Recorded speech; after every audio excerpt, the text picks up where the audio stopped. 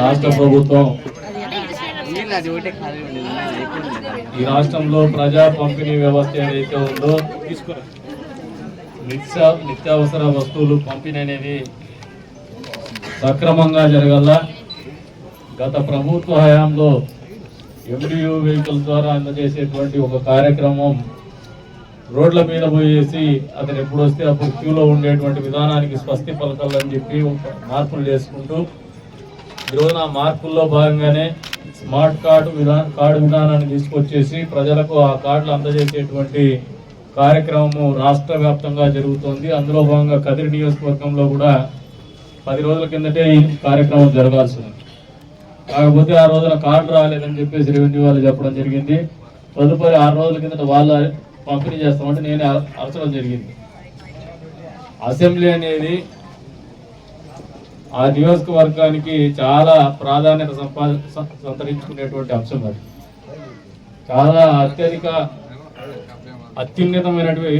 అత్యున్నతమైనటువంటి చట్టసభ. అది అక్కడ మన సమస్యలు కానీ ప్రజల సమస్యలు కానీ ఏకరువు పెట్టేటువంటి అవసరాలు అత్య స్థాయిలో ప్రజల జీవితాల్ని దశ మార్చేటువంటి నిర్ణయాలు తీసుకునేటువంటి పరిస్థితుల్లో దానికి ఒక ప్రాధాన్యత ఉంటుంది. కాబట్టి డిప్యూటీ తహసీల్దార్ గారు నాకు ఫోన్ చేసి DT గారిని వచ్చి మీరు ఇటువంటి కార్యక్రమాలు హౌస్ జరిగేటప్పుడు పెట్టద్దని చెప్పిన దానికి ఇది లేట్ అయిందని చెప్పేసి కూడా ఈ సందర్భంగా మీకు అందరికి కూడా తెలియజేస్తున్నా. అదర్వైజ్ మీకు ఎప్పుడో 6 రోజుల కిందట ఈ కార్యక్రమం జరగాల్సిందని చెప్పేసి కూడా తెలియజేస్తున్నా. అందులో భాగంగా ఈ రోజున ఇక్కడికి విచ్చేసినటువంటి స్థానిక RTO గారికి, అదేవిధంగా రెవెన్యూ సిబ్బందికి, వేదిక మీద ఉన్నటువంటి కదిరి మున్సిపల్ చైర్పర్సన్ గారికి, 3వ వార్డు కౌన్సిలర్ గారికి, అదేవిధంగా అక్క పర్వీన్ బాను గారికి, మనందరి మధ్యన లేకపోయినా ఆయన గుర్తుగా మనతో పాటు ఉన్నటువంటి మన శ్రీనివాసులు భార్య, కొడుకు, అదేవిధంగా వేదిక మీద ఉన్నటువంటి సోదరుడు బండారు మనోహర్ నాయుడు గారికి, కూటమి ప్రభుత్వంలో భాగస్వాములుగా ఉన్నటువంటి జనసేన పార్టీ ఇన్ఛార్జ్ కదిరి భైరవ్ ప్రసాద్ గారికి, బీజేపీ పార్టీ తరఫున ఇక్కడ ప్రాతినిధ్యం వహిస్తున్నటువంటి ఈ రోజున ఈ సమావేశంలో ప్రాతినిధ్యం వహిస్తున్నటువంటి కేశవ్ రెడ్డి గారికి, విచ్చేసినటువంటి కూటమి పార్టీల కుటుంబ సభ్యులకి, 3వ వార్డులో ఉన్నటువంటి మహిళలందరికీ కూడా, పాత్రికేయ మిత్రులకు అందరికీ కూడా పేరు పేరున నమస్కారం. ఈ రోజున ఈ స్మార్ట్ కార్డులు మీరు ఒకసారి గమనిస్తే గత ప్రభుత్వ హయాంలో బియ్యం తప్పితే ఇది ఇచ్చేది కాదు. ఆ బియ్యం కూడా కేంద్ర ప్రభుత్వం బియ్యమేది. ఈ రోజున ఆ రకంగా కాకుండా ఇంకా పంచదార, కందిపప్పు అందించేటువంటి కార్యక్రమం కూడా చేస్తాను. అంతేకాకుండా ఏదో 1 రోజు 2 రోజులు 3 రోజులు మాత్రమే షాపులు తెరవకుండా 24/7 ఎప్పుడైనా కానీ వారంలో 7 రోజులు కూడా తెరిచే విధంగానే డీలర్లకు కూడా తెలియజెప్పడం జరిగింది. డీలర్లు షాపులు కూడా తెరుస్తున్నారు లేదమ్మా? తెరుస్తున్నారా లేదా? ఇంకా జూన్ 30, 2025 వరకు మీరు ఎవరైనా గతంలో రేషన్ కార్డు లేకుండా అప్లై చేసుంటే వాళ్ళందరికీ కూడా ఈ రోజున ఈ స్మార్ట్ కార్డులు, కొత్త రేషన్ కార్డులు మీకు స్మార్ట్ కార్డు రూపేణా అందజేసేటువంటి కార్యక్రమం. ఇంకా ఎవరైనా మిగిలిపోయి ఉంటే జూలై 1 నుండి సెప్టెంబర్ 30 దాకా, అంటే ఈ నెల 30 తారీఖు వరకు కూడా సమయం ఉంది. ఇప్పుడు అప్లై చేసుకుంటే ఈరోజు రేపు వాళ్ళని కూడా వచ్చే రోజుల్లో మళ్ళీ కార్డులు ముద్రించి మీ ఇంటికే కొరియర్ ద్వారా కానీ పార్సల్ ద్వారా కానీ అందజేయడం జరుగుతుందని చెప్పేసి కూడా ఈ సందర్భంగా అందరికి కూడా తెలియజేస్తాను. ఈ రోజున ఈ రాష్ట్ర ప్రభుత్వం 15 నెలల కాలాన్ని పరిపాలన గమనిస్తే మీరు ఒకసారి ప్రత్యేకంగా మహిళలు అర్థం చేసుకోవాలి. మిమ్మల్ని ముందు వరుసలో కూర్చోబెట్టాలా, మీ ఇంట్లో మీకు సగరైనటువంటి గౌరవం ఉండాలా.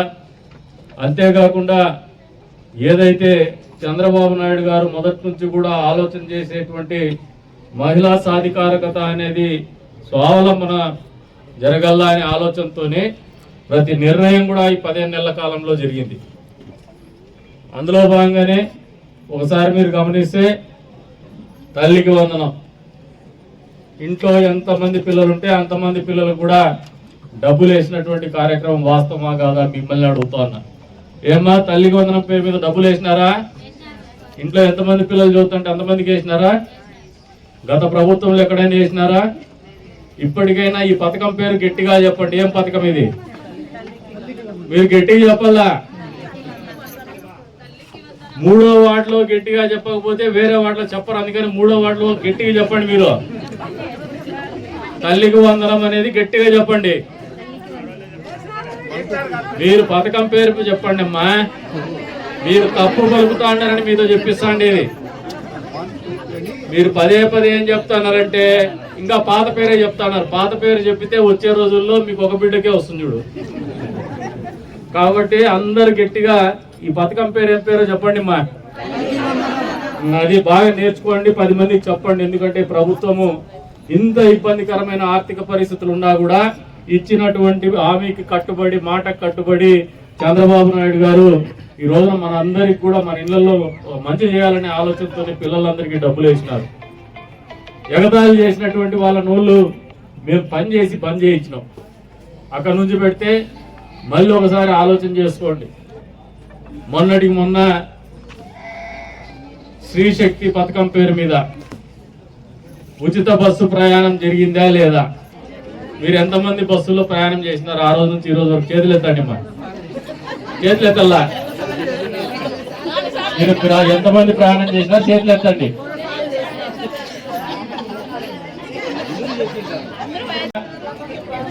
మీరు ఒకసారి ఆలోచన చేస్తే మామూలుగా ఇక్కడ ఈ 3వ వార్డులో చిన్న రైతులు కూడా ఉన్నారు, మహిళా రైతులు కూడా ఉన్నారు. చిన్నగా పంటలు పండించుకుంటారు. ఆకుకూరలు, కాయగూరలు మామూలుగా ఆటోలు వేసిపోయే దానికంటే బస్సులో తీసుకుపోయేటువంటి పరిస్థితుల్లో గ్రామీణ ప్రాంతం నుంచి రైతులు తీసుకొస్తా ఉన్నారు. వాళ్ళు రోజు తీసుకొచ్చి అమ్మకపోయేటువంటి రైతులు కూడా ఉన్నారు.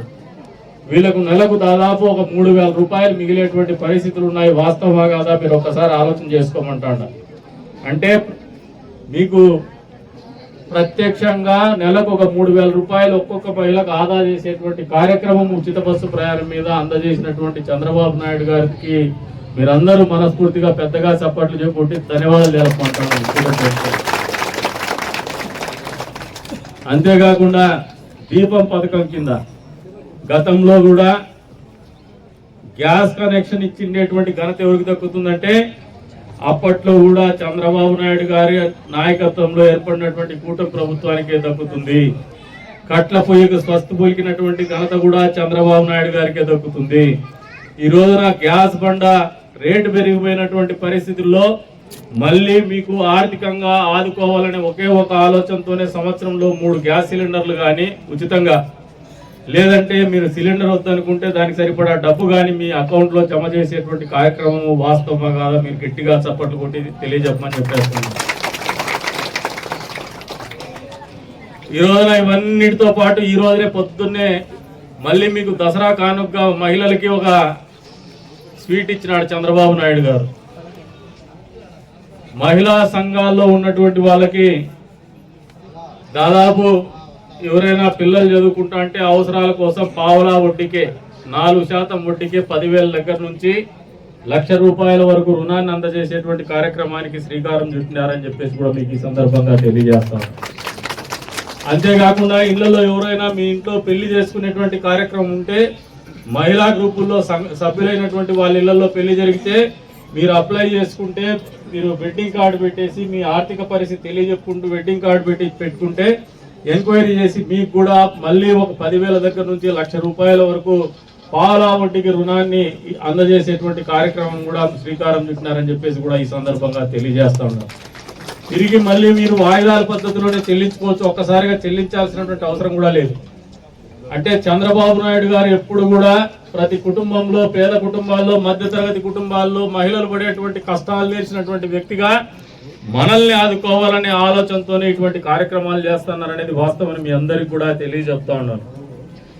మరి ఇన్ని రకాలుగా మన జీవితంలో, ప్రత్యేకించి మహిళల జీవితంలో మంచి చేసేటువంటి చంద్రబాబు నాయుడు గారి కూటమి ప్రభుత్వానికి మీ అందరి ఆశీస్సులు నిరంతరం ఉండాలని చెప్పేసి కూడా ఈ సందర్భంగా తెలియజేస్తూ ఉన్నాను.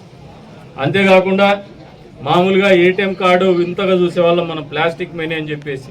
ఈ రోజున పేపర్లు తడిచిపోవడమో ఇంకోటో లేకుండా అంతే రకంగా ఎవరో మీ పాస్బుక్ని మామూలుగా రేషన్ కార్డు బుక్ని తీసుకుపోయేసి దాంట్లో వాళ్ళే ఏదో సంతకం పెట్టేసి రేషన్ కాజేసేటువంటి విధానానికి కూడా స్వస్తి పలుకుతూ మీకు ట్యాంపర్ ప్రూఫ్ సిస్టమ్ తీసుకొచ్చినటువంటి ఘనత కూడా ఈ ప్రభుత్వానికే దక్కుతుందని ఈ సందర్భంగా తెలియజేస్తున్నాను.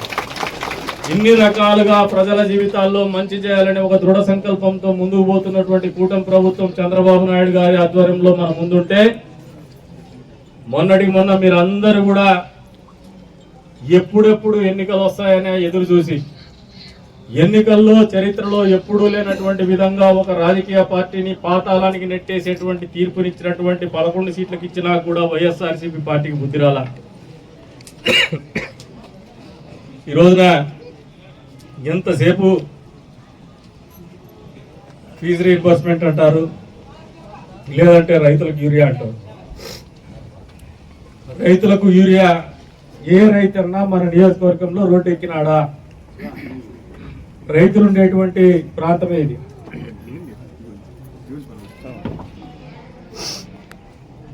ఎవరైనా మీరు రోడ్డు ఎక్కినారమ్మా యూరియా కోసం? ఇదే జగన్మోహన్ రెడ్డి హయాంలో జగన్మోహన్ రెడ్డి ముఖ్యమంత్రిగా ఉంటే ఈ రాష్ట్రంలో పులివెందల్లో ఎప్పుడు కూడా చరిత్రలో కనీ ఎరుగని రీతిలో ఇప్పటి వరకు ఈ రాష్ట్రం ఆవిర్భావం నుంచి పుట్టినప్పటి నుంచి కూడా ఎవరు చూడనటువంటి విధంగా పులివెందుల్లో క్రాప్ హాలిడే రైతాంగం ప్రకటించి క్రాప్ హాలిడేని ఆచరించినటువంటి పరిస్థితులు జగన్మోహన్ రెడ్డి మర్చిపోయి ప్రజల్ని మభ్యపెట్టేటువంటి కార్యక్రమం చేస్తా ఉన్నాడు. ఈ రోజున మీరు ఒకసారి ఆలోచన చేయండి. కదిర్లో ఇందాక చైర్పర్సన్ గారు చెప్తా ఉన్నారు, ఇక్కడ వర్షం వస్తే నీళ్లు ఎక్కువ వస్తాయని. వర్షం వస్తే నీళ్లే వస్తాయి, బంగారు రాదు. మామూలుగా మిమ్మల్ని మహిళలు ఎంత బలంగా తయారైతా ఉన్నారంటే, వదినమ్మ చైర్పర్సన్ సిద్లగట్ట ఆమె కన్నడ బాగా మాట్లాడుతుంది, ఉర్దూ మాట్లాడుతూ ఉంది. ఈ మధ్య చైర్పర్సన్ అయినాక తెలుగు కూడా బ్యాటింగ్ చేయబట్టింది. ఆయమ్మ ప్రజా సమస్యల మీద చర్చిస్తూ ఉంది. ఇది మంచి మార్పు. ఇది ఈ రకంగానే ఎదగల, ఈ రకంగా ఆలోచన ఉండాల, మహిళల్లో ముందుకు రావాల. సైదాపురంలో డ్రైన్స్కు రోడ్స్కు మొన్న మేమే ఇచ్చినాం డబ్బులు. ఎర్రగొట్టపల్లి రోడ్డు కూడా పని మొదలు పెట్టాం. మామూలుగా అక్కడ పోయినప్పుడల్లా మమ్మల్ని తిడుతూ ఉంటారు. మాకు బాధ్యత ఇది. ఎప్పుడు కూడా మాకు తెలుగుదేశం పార్టీకి వెన్నంటి ఉండేటువంటి వాటిలు ఇవి. ఇక్కడ ప్రతి అభివృద్ధి కూడా పూర్తి స్థాయిలో జరిగి తీరుతుందని మీకు అందరికి కూడా మాట ఇస్తా ఉన్నాను. ఎక్కడ కూడా 1% పని కూడా పెండింగ్ పెట్టాం ఈ వార్డులో.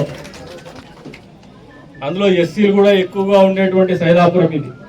వాళ్ళ కష్టాలు తెలుసు, వాళ్ళ బాధలు తెలుసు. వాళ్ళకి మంచి చేసేటువంటి ప్రతి పనిని కూడా చేసి చూపిస్తామని చెప్పేసి కూడా ఈ సందర్భంగా తెలియజేస్తా ఉన్నాం, మాటిస్తా ఉన్నాం.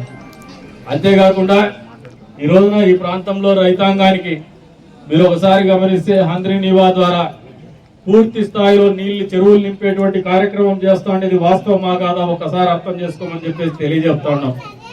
మేము అప్పుడేదో పూర్తి చేసినటువంటి కాలువల ద్వారానే ఈ రోజుకు చెరువుకు నీళ్లు ఇస్తున్నాం, కానీ మేము కొత్తగా చేసినటువంటి పనులు లేదు. కేవలం లైనింగ్ పనులు చేసినాం ఈ మధ్యకాలంలో. దాంతో నీళ్లు ఎక్కువ వరకు వేగవంతం అవుతాయి, కింది ప్రాంతానికి తరలిపోతాయి. అంతకు మించి కొత్తగా నీళ్లు ఇవ్వడానికి ఈ ప్రాంతానికి మేమేం వెసులుబాటు చేసిందేం లేదు. కానీ గత ప్రభుత్వం 5 సంవత్సరాల పాటు అదే కాలువల్లో ఎందుకు చెరువులు నింపలేకపోయింది అనేది సమాధానం చెప్పని చెప్పేసి కోరుతా ఉన్నాం. ఇటువంటి మాటలు మాట్లాడరు, కానీ వచ్చిరాని తెలుగులో బాలకృష్ణ గురించి వ్యక్తిగతంగా మాట్లాడేటువంటి మాటలు మాత్రం మాట్లాడుతూ ఉంటారు. ఫస్ట్ తెలుగు మాట్లాడండి, తెలుగు నేర్చుకోండి. తెలుగు నేర్చుకున్నాక ఎన్నికల్లో పోటీ చేసే వాళ్ళు నిర్మాణాత్మకంగా మాట్లాడటం నేర్చుకోండి. మంచి గురించి మాట్లాడండి, మంచి చేయకపోతే మాట్లాడండి. ఈ మంచి జరగలేదని తెలియజెప్పండి, కానీ అడ్డగోలు మాటలు, చిల్లర మాటలు, వ్యక్తిగతంగా మాట్లాడితే, వ్యక్తిగతంగా ఎవరినైనా పక్షతలంతోనో నేను కించపరిచే విధంగా మాట్లాడితేనో రాజకీయాలు అనుభవం లేకుండా రాజకీయాలు చేస్తూ ఉన్నారు. ప్రజలు ఎప్పుడు శాంతి కాముకులు, ప్రజలు ఎప్పుడు మంచి ఆలోచన చేస్తూ ఉంటారు, ప్రజలు ఎప్పుడు అభివృద్ధికి తోడ్పడతారు, ప్రజలు ఎప్పుడు ఓర్పు సహనానికి వెన్నుదన్నుగా ఉంటారు. అదే దానికి ఉదాహరణే మొన్న జరిగినటువంటి సార్వత్రిక ఎన్నికల ఫలితం.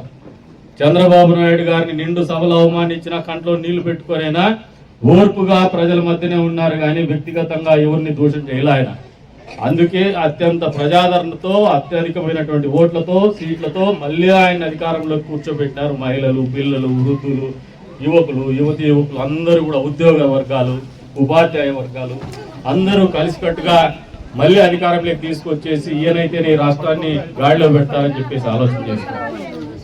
మరి ఇన్ని రకాలుగా మంచి చేసేటువంటి ప్రభుత్వం యొక్క ఆలోచనలు మీరు అందరూ సహృదయంతో అర్థం చేసుకోమని చెప్పేసి కూడా కోరుతా ఉన్నాను.